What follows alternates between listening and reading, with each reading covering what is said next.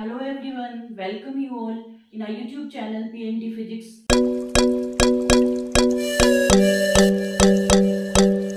इस सेशन में हमने electric heating effect of electric current के बारे में स्टडी किया और आज हम इलेक्ट्रिक पावर के बारे में स्टडी करेंगे।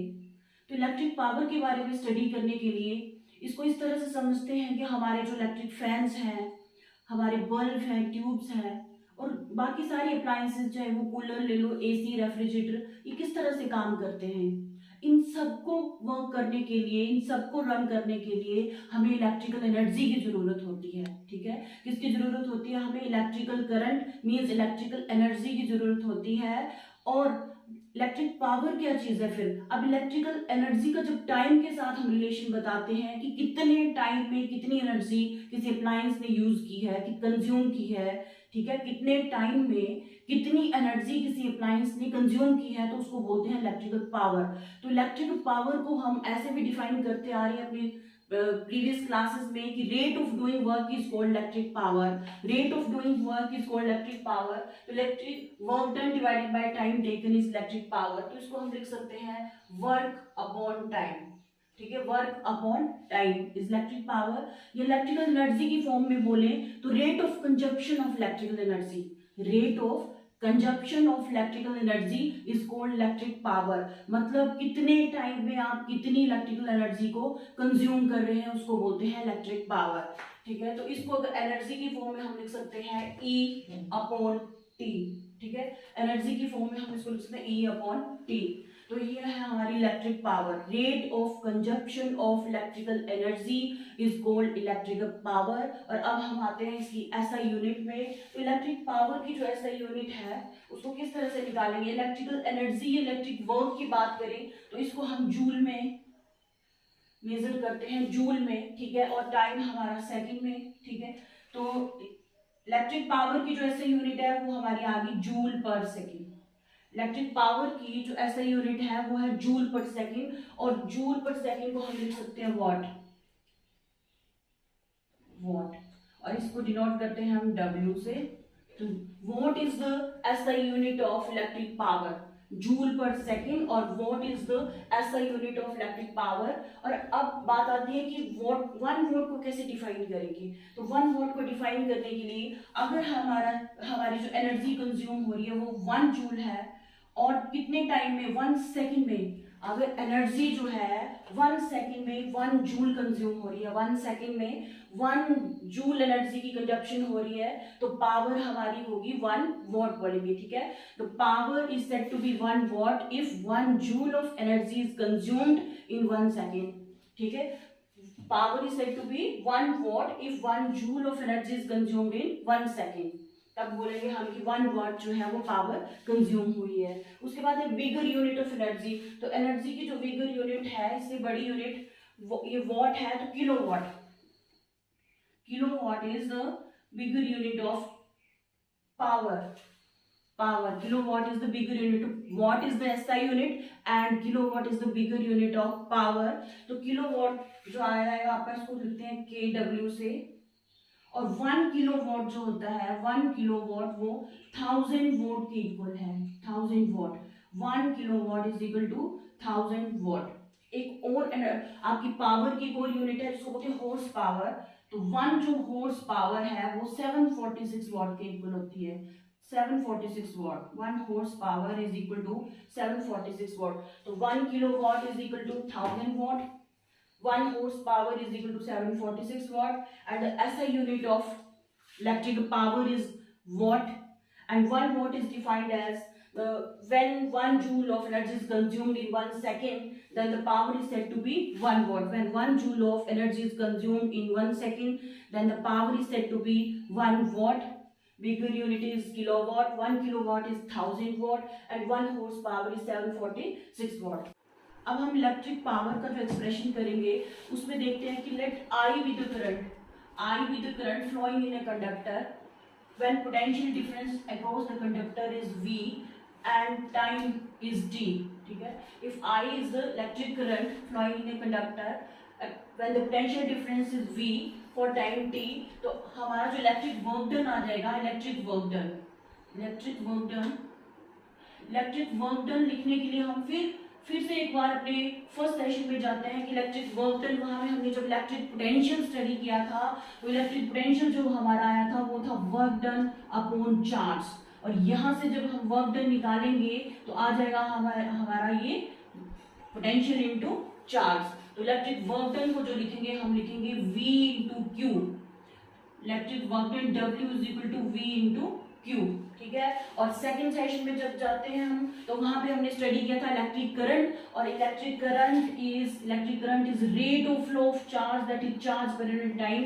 यहाँ से हम जब ये चार्ज Q निकालेंगे तो Q आ जाएगा हमारा I इंटू टी। तो यहाँ पे Q लिख देंगे हम, Q की जगह क्या लिख देंगे I इंटू टी। तो ये आ गया electric work done, this is electric work done. हमने निकालनी है electric power, and electric power is the rate of doing work, या वर्क डिवाइडेड बाय टाइम। तो पावर आ गई इलेक्ट्रिक पावर, ठीक है। इलेक्ट्रिक पावर को लिखेंगे, इलेक्ट्रिक पावर P से डिनोट करते हैं, P इज इक्वल टू ये आ जाएगा वर्क डन है हमारा W डिवाइडेड बाय टाइम। तो वर्क डन आ गया VI T divided by time T से T कैंसिल, तो आ गया V इंटू आई। तो इलेक्ट्रिक जो पावर है हमारी वो आ रही है V into I, product of potential and electric current, this is electric power. Very very important, this relation is very very important, power is equal to potential into current. उसके बाद कुछ और फॉर्मूले हमारे पावर के, उनको देखते हैं। अगर हम पावर को, ये जो पावर थी V is equal to I, power को हमने ये वोल्टेज और करंट की फॉर्म में लिखा। ये जो फर्स्ट था हमारा, हमने इसमें पावर को वोल्टेज और करंट की फॉर्म में लिखा। अब अगर हमारा जो पावर है इन फॉर्म ऑफ, अगर resistance, voltage and resistance are given, voltage and resistance are given, voltage and resistance is given, तो जो आपका P is equal to V I है, यहाँ पे हम ओम्स लॉ यूज करेंगे। तो according to Ohm's law, according to Ohm's law क्या होता है ओम्स लॉ? ओम्स लॉ क्या होता है? V is equal to I R, तो V इज इक्वल टू आ गया हमारे यहाँ से आई आर, और हमने लिखना है रेजिस्टेंस और वोल्टेज की फॉर्म में। तो यहाँ से हम करंट निकालेंगे, तो current is equal to V upon R, ठीक है। यहाँ से जो करंट निकला वो आ गया V अपॉन आर, तो ये यहाँ पे पुट कर देंगे हम, power is equal to V और I आ गया हमारा V अपॉन R, ठीक है। तो P is equal to V square upon R। This is the second formula of power in the form of voltage and resistance, ठीक है। This is the second formula of power in the form of voltage and resistance. अब electric power का जो third formula है हमारा, वो है resistance और करंट की फॉर्म में। When current and resistance are given, जब हमें करंट और रेजिस्टेंस, ठीक है, करंट आई और रेजिस्टेंस आर गिवन होगा तो हम इलेक्ट्रिक पावर कैसे निकालेंगे? तो P is equal to V I, जो हमारा स्टैंडर्ड फॉर्मूला है, इसको यूज करेंगे।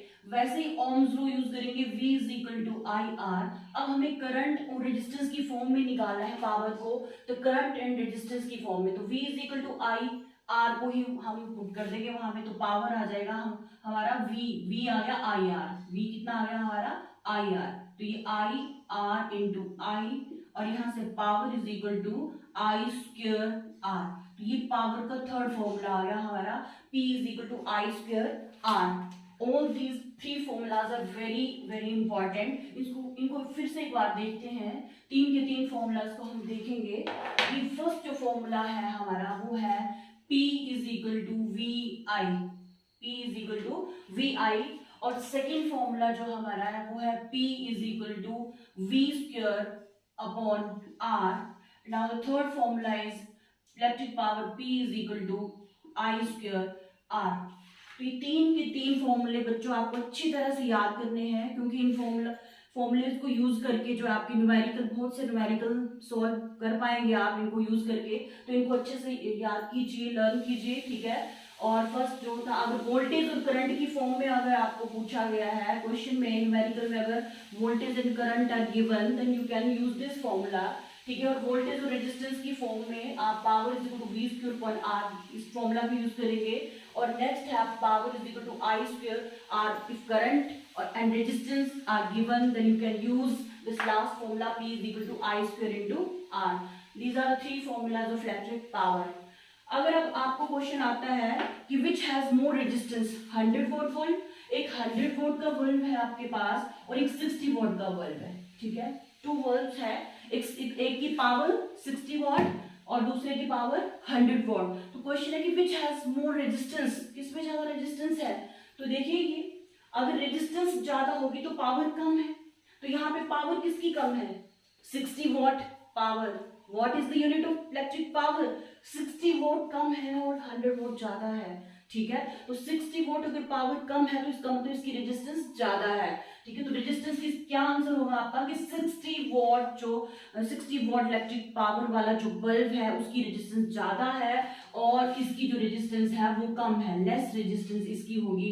लेस रेजिस्टेंस किसकी होगी, जिसकी आपकी पावर ज्यादा है, ठीक है, लेस रेजिस्टेंस, और इसके कंपैरेटिवली जो है इसकी मोर रेजिस्टेंस है, more resistance, okay, more resistance. तो आंसर है आपका विच हैज मोर रेजिस्टेंस, तो 60 वॉट पावर वाले बल्ब की रेजिस्टेंस जो है ज्यादा है और 100 वॉट जो पावर वाले इलेक्ट्रिक जो बल्ब है उसकी रेजिस्टेंस जो है आपकी कम है, तभी उसकी पावर जो है ज्यादा है, ठीक है। और कौन ज्यादा करंट कंज्यूम करेगा, कौन सा इलेक्ट्रिक, इन्हीं का एग्जांपल देते हैं कि इन दोनों बल्ब में कौन ज्यादा इलेक्ट्रिक करंट को कंज्यूम करेगा।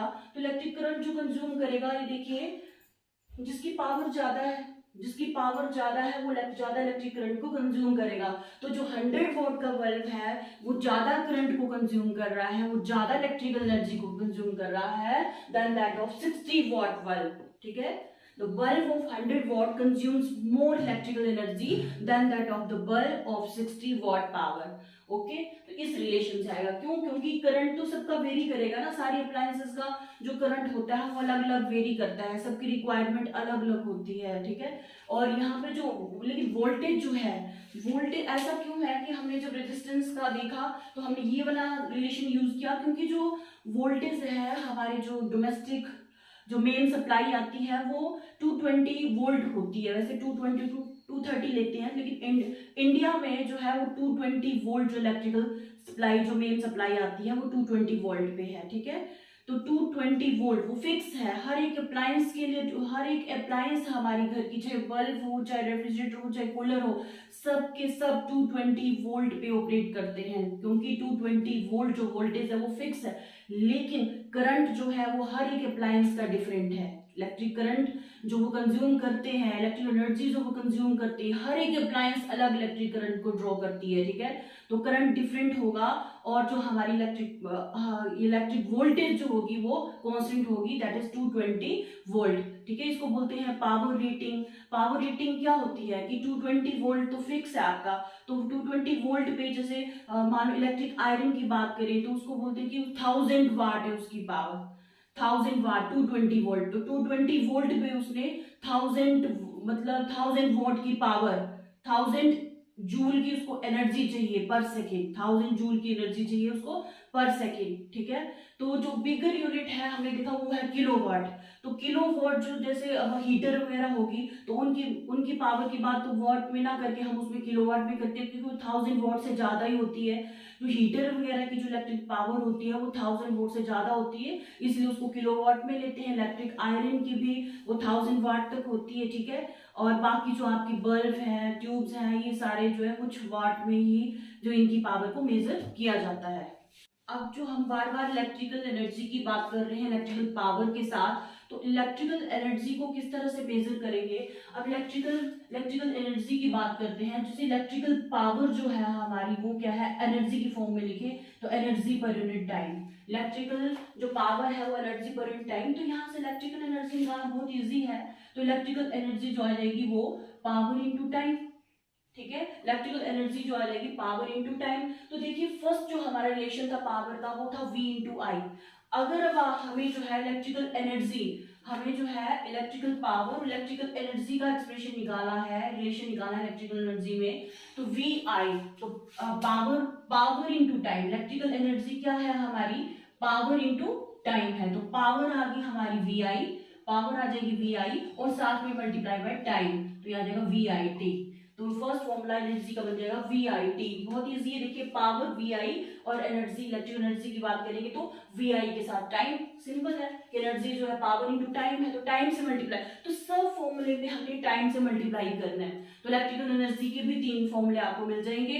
तो अगर इलेक्ट्रिकल एनर्जी पूछे तो आप ये 3 फॉर्मूले यूज करेंगे, और अगर इलेक्ट्रिकल पावर पूछे तो आप ये वाले 3 फॉर्मूले यूज करेंगे। ठीक है, तो सेकंड देखते हैं, इलेक्ट्रिकल एनर्जी जो है हमारी V²/R जो है हमारा पावर, और पावर के साथ मल्टीप्लाई किया टाइम, तो ये बन गया हमारा इलेक्ट्रिकल एनर्जी। ठीक है, थर्ड जो है एनर्जी, पहले पावर इंटू टाइम, तो पावर आ गई I² into R into time, तो आ जाएगा time T।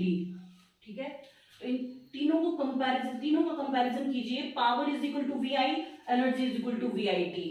Power is equal to V²/R, energy is equal to V²/R into T। ठीक है, तो power is equal to I²R, तो energy is equal to I²R into T। तो इस तरह से हम इलेक्ट्रिक पावर को भी और इलेक्ट्रिकल एनर्जी को भी इजीली कैलकुलेट कर सकते हैं। If electrical energy is asked, then you can use these 3 formulas, and if electrical power is asked in the question, then you can use these 3 formulas. Okay, electrical energy की जो SI unit है वो तो joule है हमारी, जिस तरह से वर्क की जो SI यूनिट है वो जूल है, तो इलेक्ट्रिकल एनर्जी की SI यूनिट भी जूल है। और जो कमर्शियल यूनिट है इलेक्ट्रिकल एनर्जी की वो है हमारी किलोवाट। किलोवाट जो है वो पावर की यूनिट है, और टाइम मल्टीप्लाई होता है तो आर साथ में मल्टीप्लाई हो गया, तो किलोवाट आर। तो यहाँ पे बच्चे बहुत कंफ्यूज होते हैं कि अगर पूछा जाता है क्वेश्चन, और जरूर पूछा जाता है ये क्वेश्चन एग्जाम में कि kilowatt hour is the unit of, तो वहां पे किलोवाट आर जो है वो वॉट सुन के बच्चे वो पावर की यूनिट मेंशन करते हैं। तो kilowatt hour is not unit of power, but kilowatt hour is the unit of electrical energy. Kilowatt hour is the commercial unit of electrical energy. तो कमर्शियल यूनिट मतलब इसको ज्यादा, इसी को जो इलेक्ट्रिसिटी बिल जो हम पे करते हैं घर में, जो हम इलेक्ट्रिकल एनर्जी सारी कंज्यूम हो रही है, तो इसका जो बिल जो हम पे करते हैं इलेक्ट्रिसिटी बोर्ड को, इलेक्ट्रिसिटी बिल, तो वो भी किलोवाट आर में ही मेजर किया जाता है। किस में रिकॉर्ड होता है वो किलोवाट आर। जो एनर्जी मीटर है, जो हमारे एनर्जी मीटर है, वो जो रीडिंग्स नोट करते हैं वो यूनिट में करते हैं कि इतनी एनर्जी कंज्यूम हुई इतने टाइम में, 1 मंथ में, 2 मंथ में या 3 मंथ में, वो पूरा रिकॉर्ड हो जाता है एनर्जी मीटर में, हमारे इलेक्ट्रिक एनर्जी मीटर में, वहां पे कि कितनी यूनिट हमारी एनर्जी कंज्यूम हुई है। वो यूनिट क्या है, वो किलोवाट आर है। ठीक है, यूनिट, इसको किलोवाट आर को ऐसे भी बोल देते हैं कि यूनिट बोलते हैं इसको, या बोर्ड ऑफ ट्रेड यूनिट, क्या बोलते हैं इसको, बोर्ड ऑफ ट्रेड यूनिट। ये किलोवाट आर के ही दूसरे नाम है, kilowatt hour, board of trade unit. और सिंपली इसको जब बोल देते हैं हम unit, board of trade unit ना बोल के उसको बोल देते हैं यूनिट। तो ऐसे बोलते हैं कि इतनी यूनिट एनर्जी कंज्यूम हुई है 30 डेज में या 40 डेज में, इतनी यूनिट की जो एनर्जी जो है हमारी कंज्यूम हुई है, ये बताता है हमारा इलेक्ट्रिक एनर्जी मीटर। और वहां उसी के जो सारी रीडिंग्स है चेक करके जो हमें जो दिया जाता है इलेक्ट्रिसिटी बिल, और हम उसको पे करते हैं। ठीक है, अब ये होता है, ऐसा होता है कि इनिशियली माना कि आपकी जो रीडिंग है उसमें आती है कि 4000 है यूनिट, 4000 यूनिट इनिशियल रीडिंग थी माना, ठीक है, एनर्जी मीटर में, और बाद में जो उसकी रीडिंग, जो फाइनल रीडिंग आ जाती है वो 3000 यूनिट है, मान के चलते हैं ऐसा है। ठीक है, और 1 यूनिट के लिए आपको पे करना पड़ेगा। और ये भी बताया आपको कि 1 यूनिट मतलब 1 यूनिट बोले तो किलोवाट आर। 1 यूनिट क्या होगी आपकी, kilowatt hour, board of trade unit. 1 unit means kilowatt hour. तो 1 यूनिट जो है उसके लिए आपको ₹5, ठीक है, ₹5 पे करने हैं। तो कितना, कैसे चेक करेंगे उसका बिल आप, तो फाइनल जो है आपकी, इनिशियली आपकी 3000 थी, इनिशियली आप ले लो कि 3000 थी, इनिशियली तो कम होगी ना आपकी 3000, या इनिशियली आपकी 2000 लेनी, ठीक है, 2000 है, और बाद में वो 3000 होगी, ठीक है, बढ़ के 3000 होगी। तो 3000 माइनस 2000, फाइनल रीडिंग जो होगी आपकी उससे माइनस करेंगे इनिशियल रीडिंग को, तो कितनी आ जाएगी हमारी 1000 यूनिट। तो 1000 यूनिट आपने 1 मंथ में, 1000 यूनिट जो इलेक्ट्रिसिटी जो है 1 मंथ में अगर कंज्यूम की है, और 1 यूनिट का जो आपको पे करना है वो ₹5 का रेट है। ठीक है, तो आपका कितना आ जाएगा, 5 को मल्टीप्लाई कर देंगे 1000 के साथ, तो 5000, तो रुपीज जो 5000 होंगे वो आपको पे करने हैं मंथली। ठीक है। तो ये हमने सिंपल सा एग्जांपल लिया है कि किस तरह से इलेक्ट्रिसिटी बिल भी किलोवाट आवर में आपको मेजर किया जाता है और आपको जो पे करते हो किलोवाट आवर में होता है, ठीक है। ठीक है, पे तो रुपीज में करते हैं, लेकिन वो जो मेजरमेंट होती है, पूरी जो रिकॉर्डिंग की जाती है वो यूनिट में होती है, मींस किलोवाट आवर में होती है। अब ये किलोवाट आवर हम तो बोलते हैं कि ऐसे यूनिट तो जो इलेक्ट्रिसिटी की है, इलेक्ट्रिक एनर्जी की जो है वो है हमारी जूल। तो अभी किलोवाट आवर और किलोवाट का तो हमें वाट के साथ रिलेशन पता है कि 1 kilowatt is 1000 watt, 1 kilogram is 1000 gram, तो ये तो सिंपल पता है। लेकिन 1 किलोवाट आवर भी तो इलेक्ट्रिकल एनर्जी की यूनिट है, तो इसका क्या रिलेशन है हमारा जूल के साथ? ऐसा यूनिट तो जूल है ना, तो सबका जो रिलेशन है मोस्टली जो वो ऐसा यूनिट के साथ निकालते हैं, किलोग्राम इज द ऐसा यूनिट, ठीक है। तो अगर ग्राम में दिया होगा तो हमें पता होता है कि 1 kilogram is 1000 gram, 1 kilowatt is 1000 वाट। तो उसी तरह से 1 किलोवाट आवर कितने जूल के इक्वल होगा, तो वही निकालेंगे। और वो बहुत इंपॉर्टेंट आपका रिलेशन है, किलोवाट और जूल के बीच जो रिलेशन है बहुत इंपॉर्टेंट रिलेशन है आपका। तो 1 किलोवाट आवर, देखिए 1 किलोवाट आवर जो है आपका, इसका रिलेशन निकालेंगे हम जूल के साथ। तो 1 किलोवाट आवर की बात करें तो 1 किलोवाट किसके इक्वल है? 1000 वाट। ये हमने इलेक्ट्रिक पावर में किया कि 1 किलोवाट इज 1000 वाट। 1 आवर सबको पता है, ये बताने की जरूरत नहीं है, आर टाइम है ना, आर टाइम है, तो 1 hour is equal to 3600 second, 3600 second, ठीक है। तो इसको जब करेंगे तो 1 kilowatt hour is equal to 1 kilowatt का लिखेंगे हम 1000 वाट इंटू 1 आवर लिख देंगे 3600 सेकेंड, ठीक है। अब इनको मल्टीप्लाई करेंगे तो 36 और कितनी जीरो है काउंट कीजिए, 1 2 3 4 5 जीरोस आर देयर, तो हम लिख देंगे 10 की पावर 5, ठीक है। 5 जीरो है तो 10 की पावर 5 और ये आ गया 36 और यहाँ पे 1, तो यहाँ पे वॉट और ये सेकंड, तो साथ में वॉट सेकंड, ठीक है। और इलेक्ट्रिक पावर में भी देखा था हमने अभी, वॉट सेकंड क्या हो गया, वॉट सेकंड, किलोवाट आवर जो है हमारी एनर्जी की यूनिट है, तो वॉट सेकंड भी किसकी यूनिट होगी, एनर्जी की, और ये किसके इक्वल होती है, जूल के, ठीक है। तो ये आ गया 36 into 10 raise to power 5 joule, और स्टैंडर्ड फॉर्म में जब इसको लिखेंगे तो 3.6, जब 3.6 लिखेंगे तो ये आ जाएगा 10 रेज टू पावर 6 जूल, ठीक है। 1 kilowatt hour is equal to 3.6 into 10 raise to power 6 joule, ठीक है। तो this is very important relation, 1 kilowatt hour is equal to 3.6 into 10 raise to power 6 joule, and you have to learn this relation, this is very important relation, ठीक है। इस relation को काफी बार जो numerical में भी यूज करते हैं और सिंपल एमसीक्यू में भी पूछ सकते हैं कि 1 kilowatt hour is equal to, तो ऑप्शन आपकी कुछ भी हो सकती है, 36 इंटू 10 रेज टू पावर 6 भी लिखा हो सकता है, 3.6 इंटू 10 रेज टू पावर 5 भी लिखा हो सकता है, और कुछ भी रिलेशन आपका ऑप्शन हो सकती है। तो आपका आंसर है 3.6 into 10 raise to power 6 joule, ठीक है। डिराइव करने तो आपको आ गया, लेकिन इसको आपने लर्न भी करना है अच्छे से कि 1 kilowatt hour is equal to 3.6 into 10 raise to power 6 joule. तो ये था हमारा आज का टॉपिक इलेक्ट्रिक पावर, जिसको हम बोलते हैं rate of consumption of electrical energy, और उसके 3 एक्सप्रेशन हमने किए थे, 3 रिलेशन जिसको बोलते हैं इलेक्ट्रिक पावर के। फर्स्ट था P is equal to V I, second था P is equal to I square R, और थर्ड था power, electric power P is equal to V square upon are.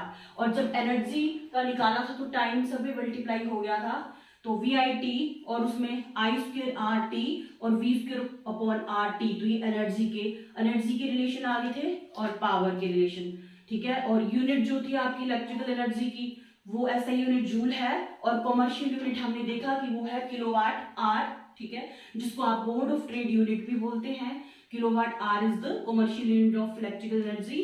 वैसे ही अगर इलेक्ट्रिक पावर की बात करें तो उसकी यूनिट होती है वॉट और किलोवाट। और हॉर्स पावर को भी देखा कि किस तरह से हॉर्स पावर जो है 746 वॉट के इक्वल है आपका, ठीक है। तो हमने इलेक्ट्रिक पावर और इलेक्ट्रिकल एनर्जी के बारे में स्टडी किया।